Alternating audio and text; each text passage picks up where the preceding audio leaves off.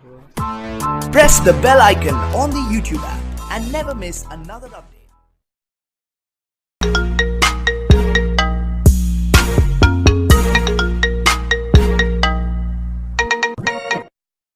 Hello and welcome दोस्तों, मेरा नाम है रोहन। आप देख रहे हैं रोहन स्लैग।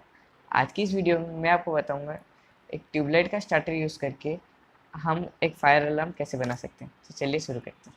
हमें चाहिए एक स्टार्टर, एक एलईडी,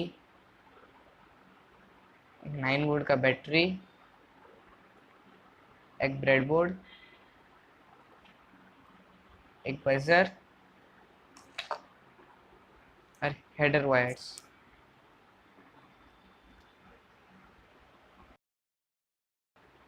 तो चलिए इसको बनाना सीख लेते हैं। सबसे पहले स्टार्टर में एक सेंसर रहता है, उसको निकालेंगे।